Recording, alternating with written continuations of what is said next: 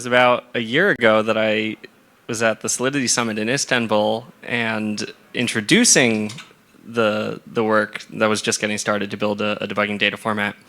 And so I figured it would be appropriate to come back a year later and report my progress and hopefully, disseminate information about what I've been working on in hopes of getting people to adopt the standard. I'm going to try and get to the interesting technical stuff, but first I'll do some high-level overview, and we'll probably run out of time, but I'll make sure to leave room for questions. Yeah, just to get into kind of the high level, go over what is this project, what is it for, why is it important.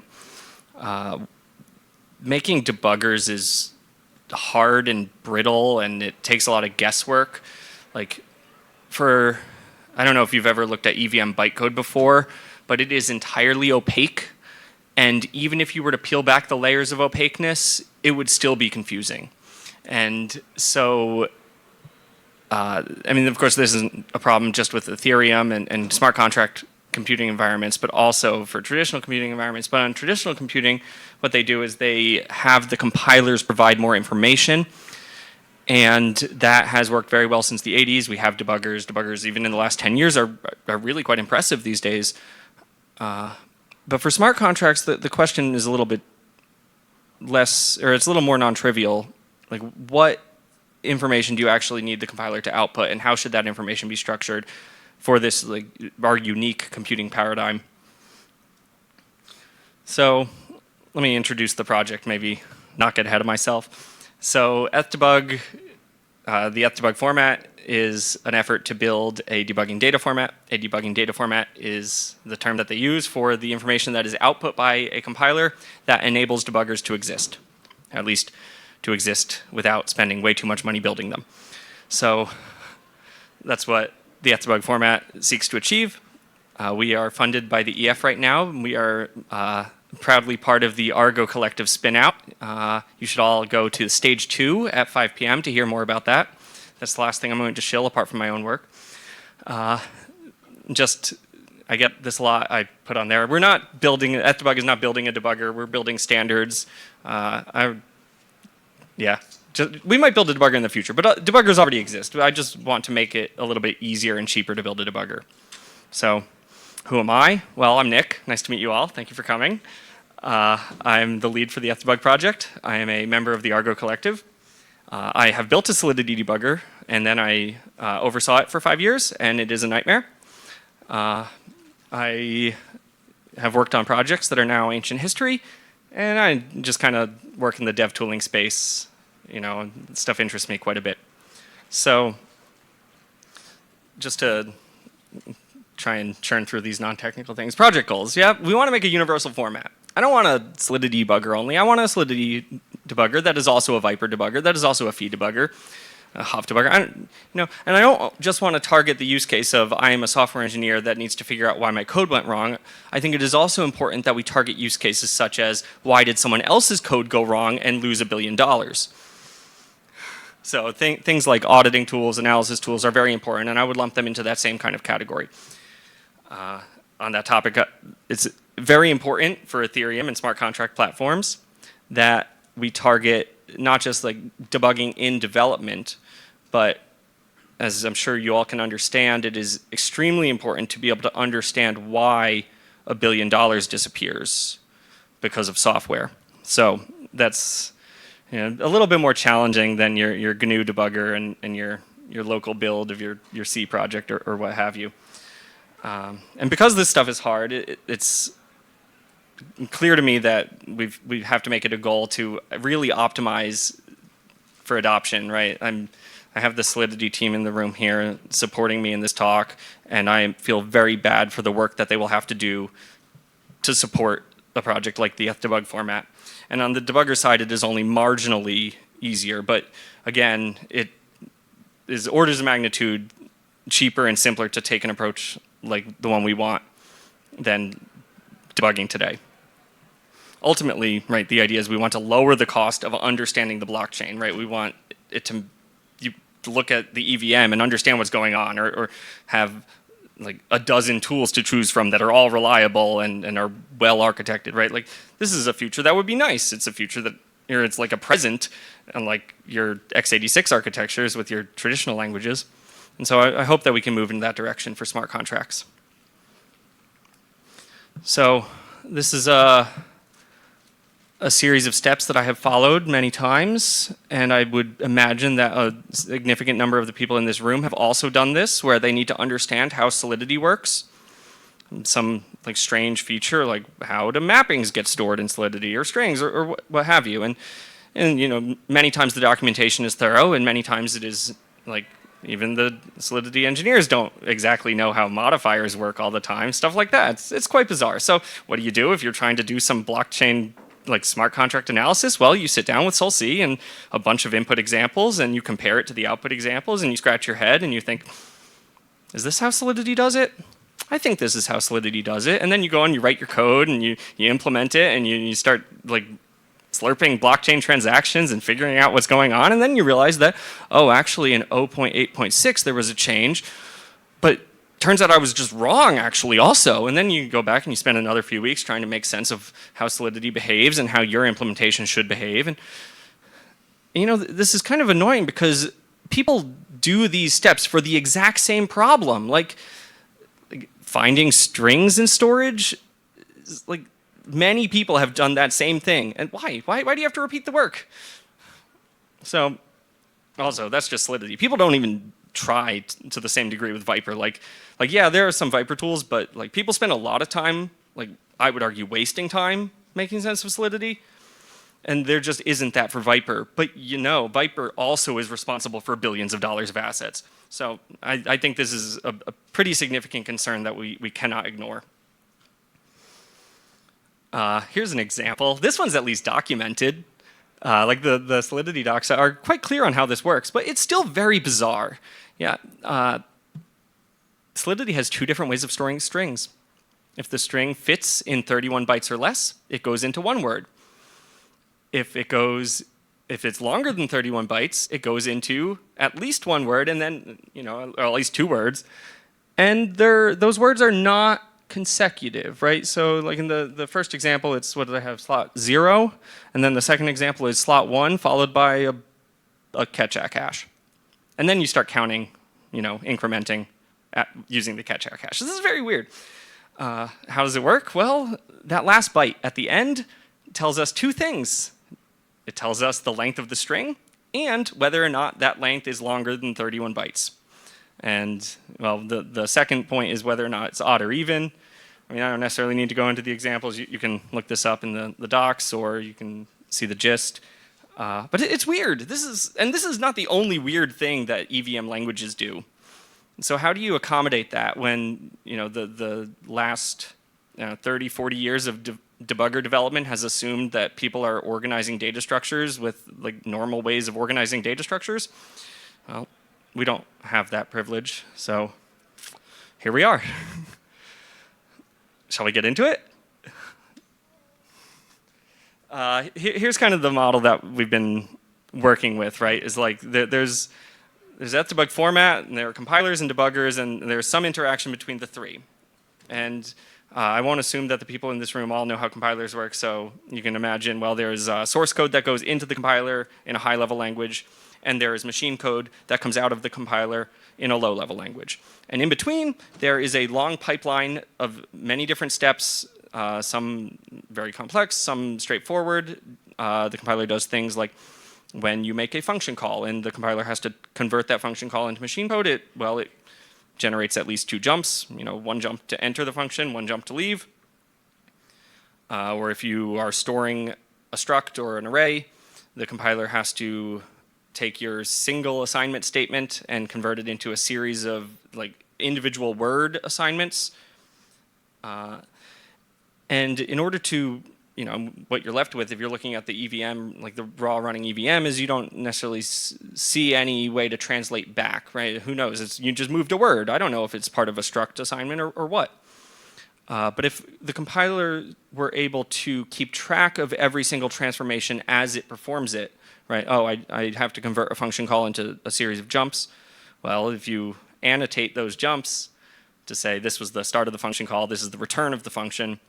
Well, and manage, if the compiler can manage to preserve that information all the way to the end of the compilation pipeline and produce like a nice JSON object, well then the debugger can read that information, observe the running state of the EVM, and basically see, oh, we're executing this instruction. What has the compiler told me about this instruction? Oh, it is a jump that is part of a function call. So with that, debuggers can actually make sense, like a coherent mental model of like this like fictional high-level world that is lost once the compiler is done.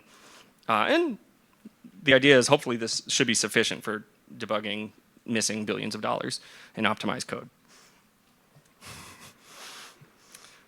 We do have challenges. The first significant challenge that has been on our mind is the fact that when you debug something, you are debugging runtime. And unfortunately, the compiler is not capable of predicting the future and knowing what runtime will be. So like, if you want to allocate an array in memory, you have to put it in memory. Where does it go? The compiler cannot guess what address in memory that array will have at compile time, because maybe you are allocating 5 arrays or n arrays. So we are limited in that the compiler can only know so much, and there are these gaps that like we have to take these like runtime observations, like, okay, how do I take the running EVM, pair it with this compile time information, and produce a cogent model of the high-level world? That one's not too bad, maybe. Of course, optimizers make it even more complicated, right? When you have techniques like bytecode deduplication, right? I mean, optimizers are very important for smart contracts because you have to pay for every operation, and it is significantly more expensive than most computers. So you might look if you're writing a compiler, you might be tempted to say, well, oh, this series of source instructions, like this source code, is very similar in its output to this other part of the source code. So maybe I can reuse the bytecode for those two same pieces, like the two different source ranges that, like, maybe they're in 2 different files, maybe they're in 2 different functions, whatever, but they would produce the same exact bytecode, and the compiler would jump into that bytecode in either situation.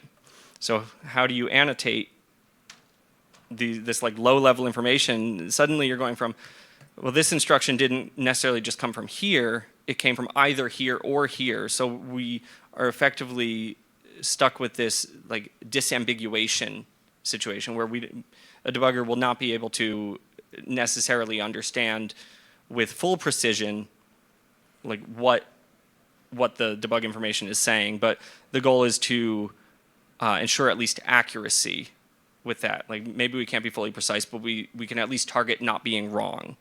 And so it's like, hopefully, if you have a block of bytecode that corresponds to 2 different originating sources, the debugger will have other information in its internal state to be able to say, oh, okay, well, I know that we were in this state, so we must be following this code path. And then another time when we are in this state, we must be following the other code path.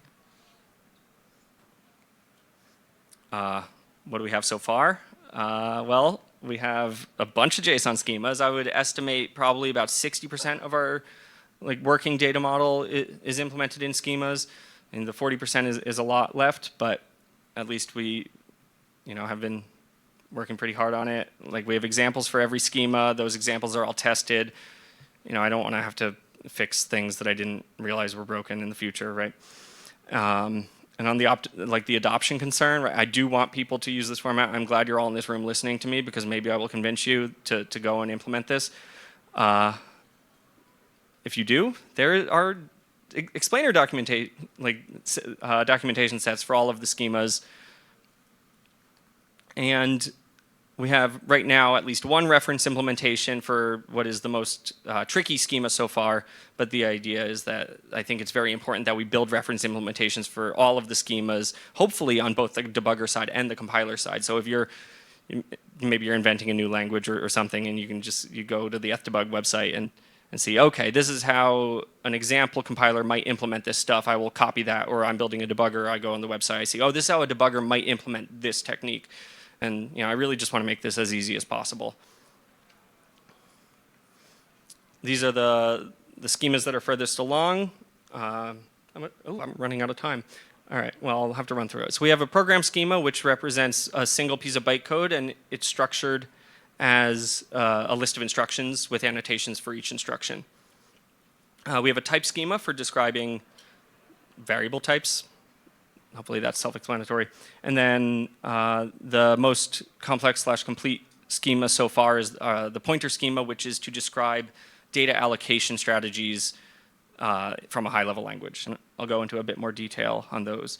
So the program schema here, if you want the direct link to the explainer documentation for that, this schema is quite incomplete, but the foundation is there already.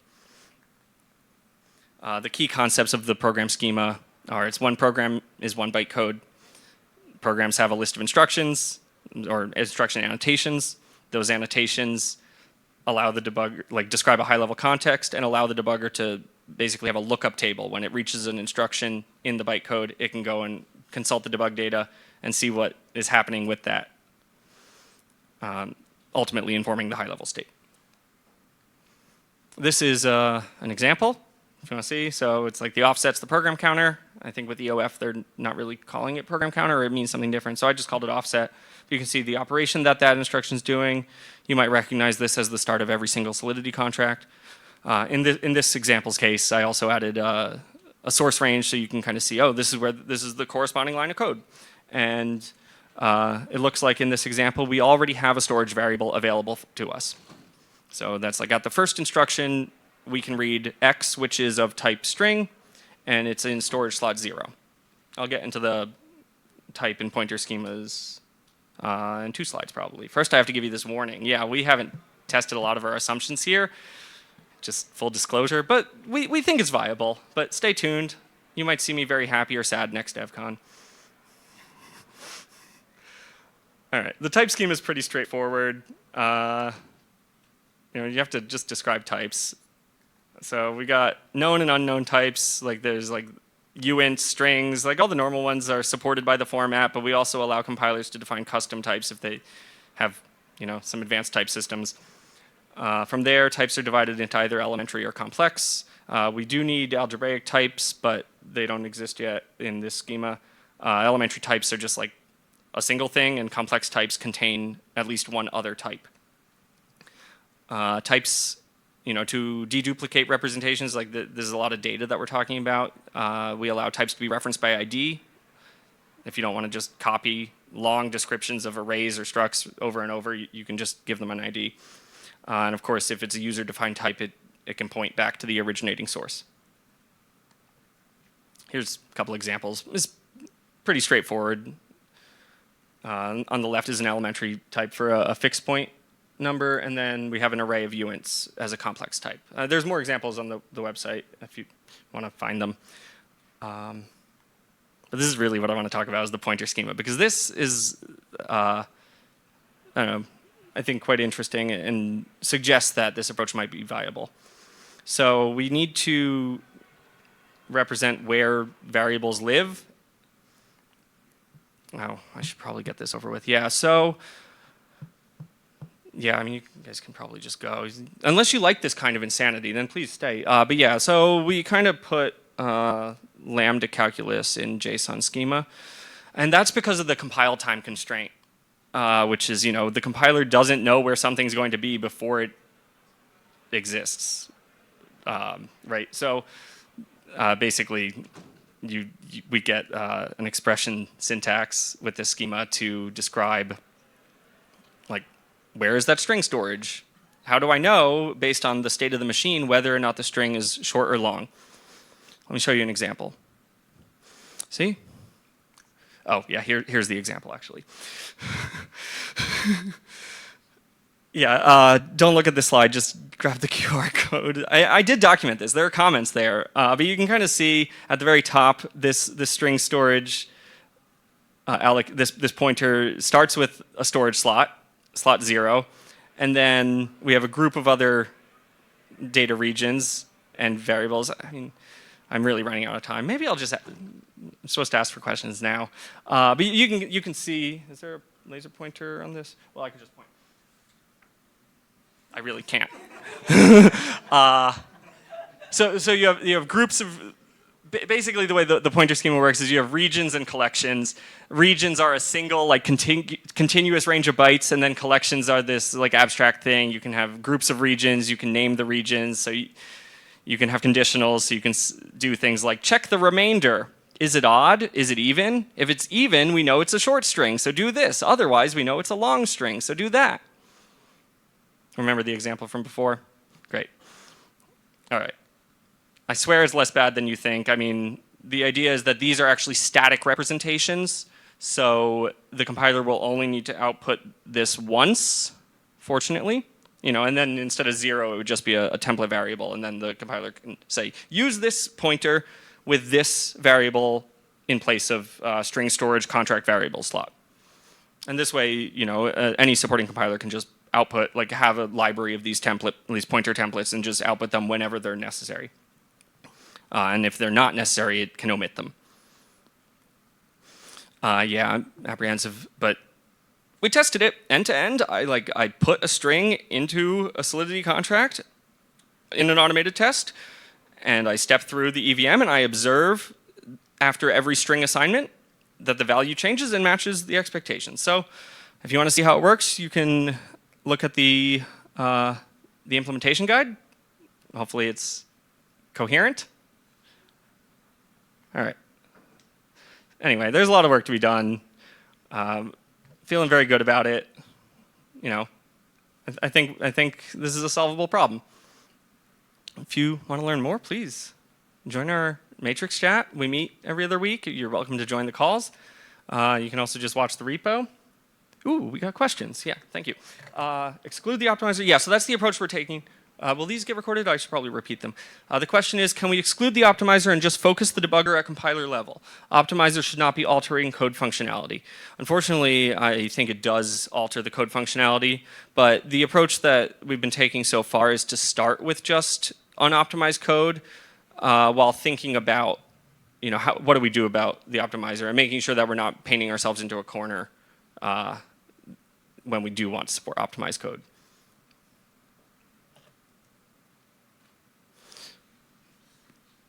When is ethdebug format done? After Devcon.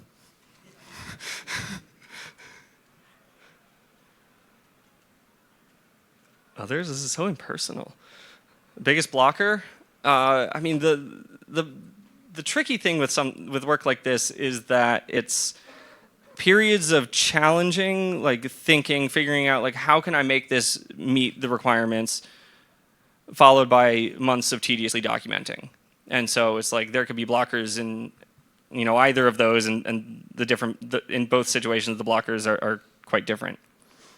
Can the debugger identify the function arguments if the format is followed? Yes, that is the idea, right? So if I didn't have only a 25-minute talk, I would have bombarded you all with way more examples. They are on the website. You can kind of see. If you look at the program schema, I actually handcrafted a pretend high-level language source and the corresponding opcode output. So you can kind of take a look at what that looks like. How do I scroll down? Looks like there's more.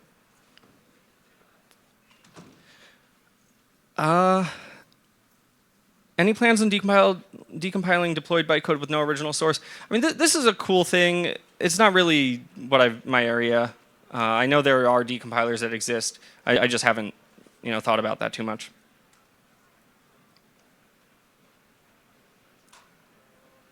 Cool. Any more? Well, thank you for your time, everybody.